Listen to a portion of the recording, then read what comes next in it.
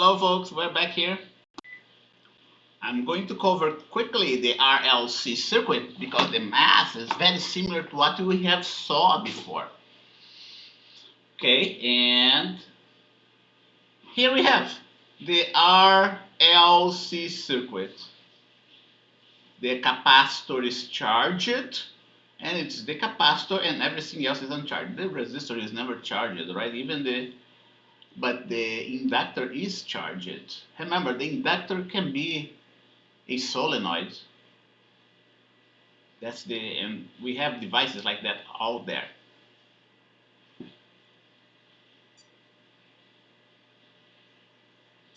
So because the capacitor is charged, the current goes in this direction, right? Here you go. That's where the current goes. The capacitor has this initial charge Q naught, this potential difference V, and a capacitance C, which is, as you know, the C is a function of the geometrical properties of the capacitor. If the geometrical properties of the capacitor change, then the capacitance changes as well. So we go ahead and use the Kirchhoff loop law. Let's get that here in this one instead. Here you go, TV Q naught. Right? Close the circuit, and we have the Kirchhoff loop law just like before. VC, VR, VL. When we move from negative to positive, the VC is positive, Q over C. Going through the resistor, don't forget the current is also flowing the same direction as the loop. The electric potential across the resistor is minus Ri, and the VL is going to be that equation that you're now familiar with. And don't forget, what you see right here again, I'm going to repeat that over and over again, right? What you see right here is Faraday's law of induction in a different format. And now look what we have. We have d2q here, dt2, dq dt, right, and q. But of course, don't forget that since the capacitor is being discharged, the I is minus dq dt. Okay, one way of solving that is just differentiating left and right. Okay, and we differentiate this term, and differentiate this term, and now we have a second order differential equation in I. In the other case, we got a second order differential equation as well, right? Which we know how to solve. dq dt is minus I. We substitute right in here, r di dt minus l d2I dt2. Okay, just like before, note what we have. You've got to interpret this equation, right? If you look just at this term and forget this one here for now, you can see if you differentiate twice the current, you get the current again multiplied by a constant with a negative sign. This term alone is either a sine or a cosine, depending on the initial conditions. Okay? And this term alone should be an exponential. Okay? Just looking just at this equation now, you know that the solution is an exponential, a decreasing exponential. But don't forget that the solution for the sine or cosine is also an exponential, right? So overall, taking the whole equation altogether, you should get an exponential solution for what you have here. Okay? So we have two solutions. I naught exponential RT, I naught exponential minus RT. And we are going to abbreviate those two solutions as I naught exponential plus and minus RT. If you differentiate, you get this expression. What we're going to do again? We're going to do exactly what we did before. We're going to substitute the second derivative, the first derivative, and the zeros derivative of I back into the equation to find out what R is. Okay? And substituting that, It's more work, mathematically speaking, but provides a good solution. Okay, you have exponentials here in every term, and then we finally get this second order equation. What we want to know? We want to know the R. That's what we want to know. The unknown here is the R. We studied those equations in differential equations, right? In the course of differential equation. See, we have the R squared, the R, right? And the other constant that we know. I naught, appears in every term right in here. And look what we end up getting. We end up getting the second order differential equation that has two solutions. R plus is this one, R minus is this one, right? I call this one the R plus solution because we are getting, this one is the plus. I pass the minus 1 divided by c to the left side. R plus is this one, R minus is this one. Solve the second order equation, and this second order equation ends up with two more solutions. Apparently ends up with two more solutions. We're going to see there's not two additional solutions. Okay, that's an interesting thing about this equation. This one has a negative r here because of the plus solution. This one doesn't have a negative r because of the minus solution, right? Minus b. And now we have two solutions for r plus and two solutions for r minus. Okay?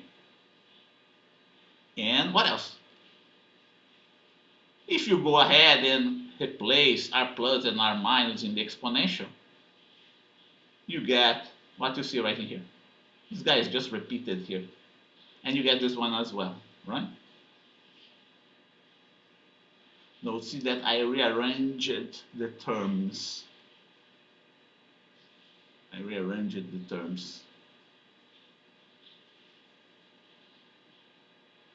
Okay, the solution is this one right in here, by the way.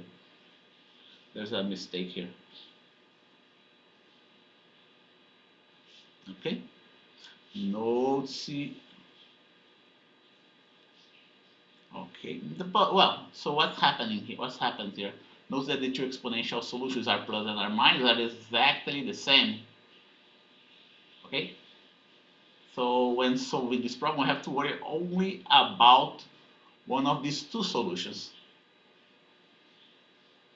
Okay, what do I exactly mean about that? Okay, we have a minus here, right? We have a minus here. So what am I doing here? I'm just plugging the minus upstairs. This one is not incorrect. This one is right. I'm just multiplying this minus with the r. And when I multiply the minus with the r, we get a minus r here. And this plus and minus change to minus and plus. Okay? Square root. Okay, so note, see that this solution here is the plus is the same as the solution here is the plus. And this solution here is the minus is the same as the solution is the minus. So what we thought that was going to be 4 solutions ends up being 2 solutions only. Okay? And the 2 solutions are those two that you see right here. Plus and minus. It's still the exponential, but there is some more interesting consequences for that. What are the interesting consequences? Okay, we have to investigate the square root that's inside here. What is inside? The square root can be either positive or can be negative. If this term here is positive, then you have an exponential behavior of the current. But if this term is negative, like I'm treating right in here, okay, now you're going to have the square root of a negative number that's going to result in a sine and cosine solution just for this term. And that's exactly what I did here. Okay? Suppose that r squared minus 4l divided by c is less than 0. Okay, so I can break it down, the solution, in terms of an exponential decay and another exponential with a imaginary term that ends up being cosines and sines. So what you have here, remember what we saw for RL and LC, right? In the first one, we have a decreasing exponential. In the second one, we had a cosine solution, a pure cosine solution. In this case, you have a mixture of those solutions. We have a mixture of both exponential decay and trigonometric solutions. Okay? So whether the RLC circuit oscillates or not is going to depend on the relative values of R, L, and C. Okay? Again? And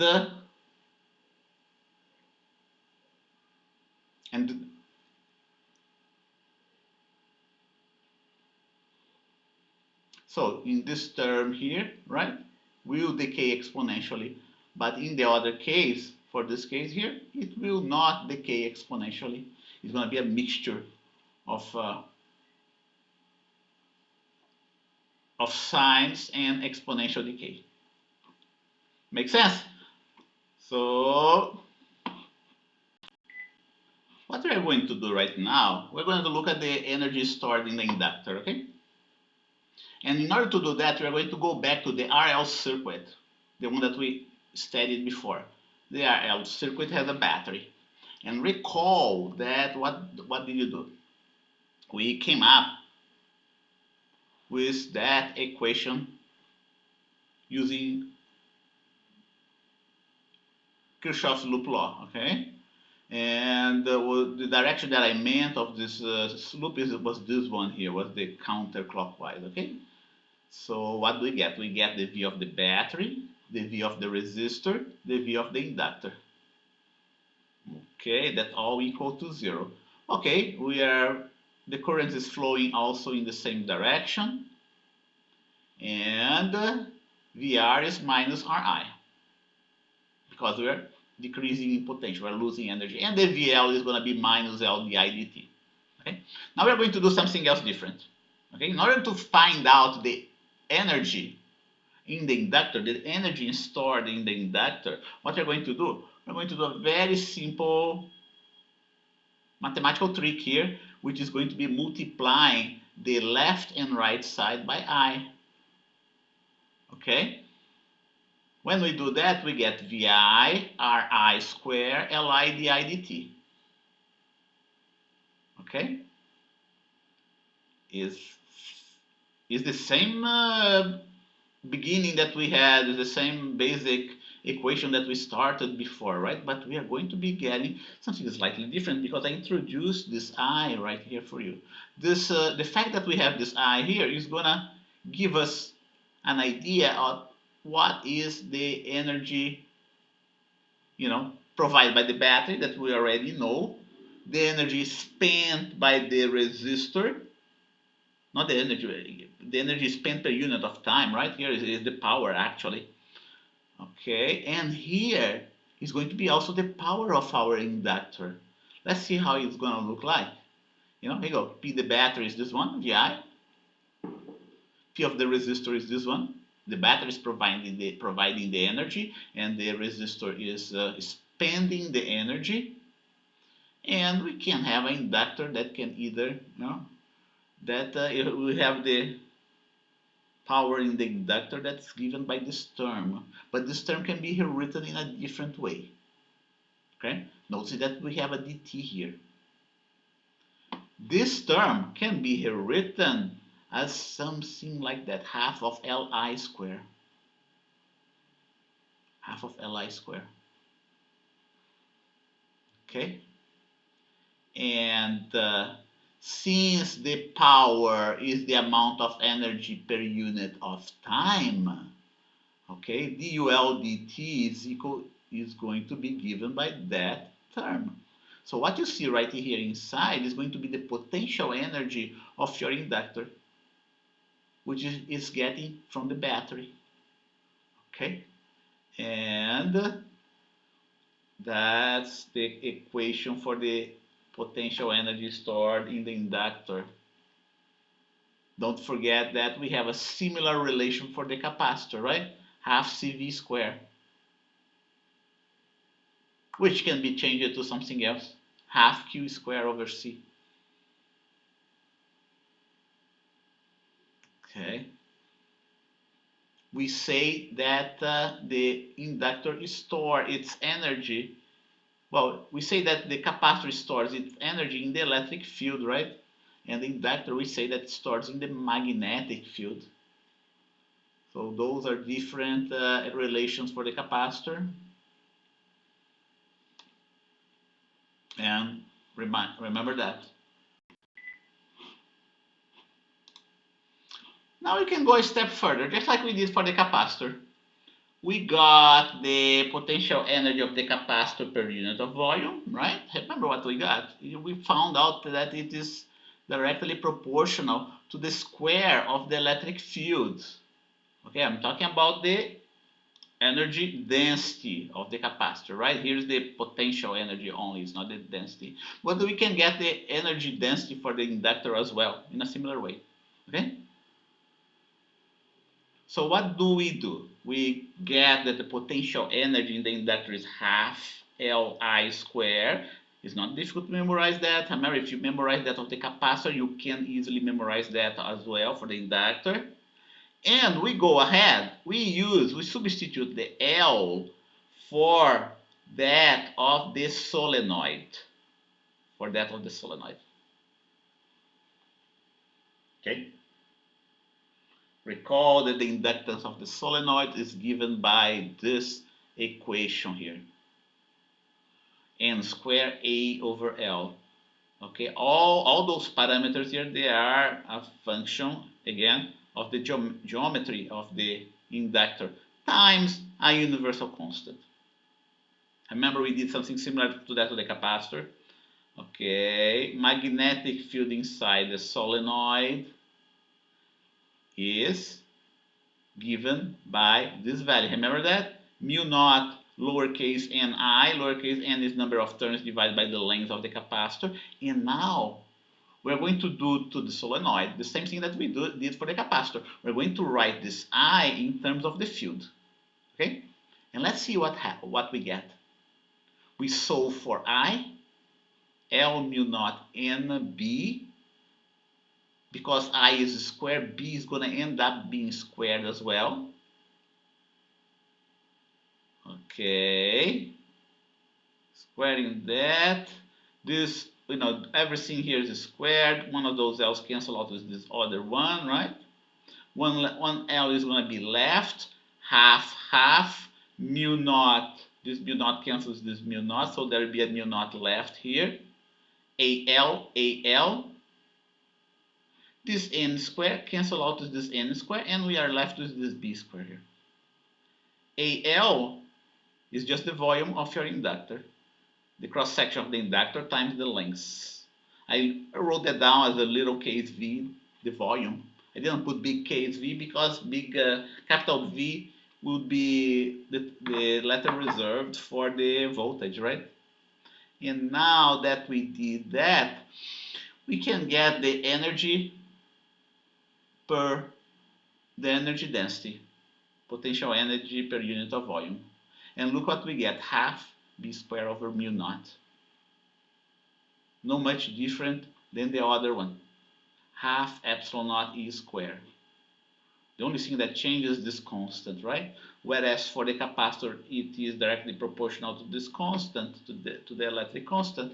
For the magnetic field, the energy density in the magnetic field is inversely proportional to this magnetic constant. Okay? So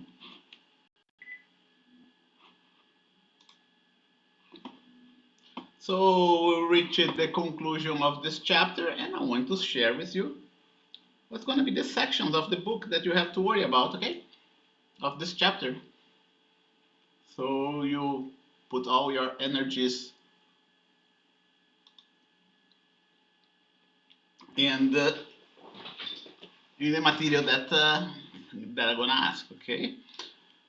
So here we go. Chapter 29. You know, 29.1, which is the magnetic field due to a current. 29.2, force between two parallel currents. 29.3, Ampere's law. 29.4, solenoids and toroids. And everything. Chapter 29 is everything. All the 5 sections. Current carrying coil as a magnetic dipole. Chapter 30, the one that we just finished covering.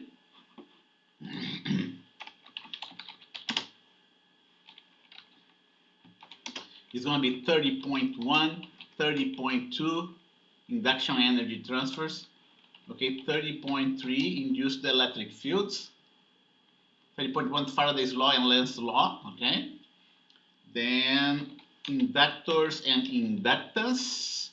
30.5 is self-induction. We covered 30.6 RL circuit, and we covered 30.7 energy stored in a magnetic field, and we covered 30.8 energy density of a magnetic field. Plus, you know, the book didn't cover that, RLC circuit. Okay. Plus the RLC circuit. For some reason, the book didn't cover that. We're going to skip mutual induction, 30.9 in the book, which is kind of similar to self-induction. It's induction in another coil. Let's skip that for now. And what I want to do next is going to be the electromagnetic oscillations and alternating current. Okay? So I see you next time. Bye-bye.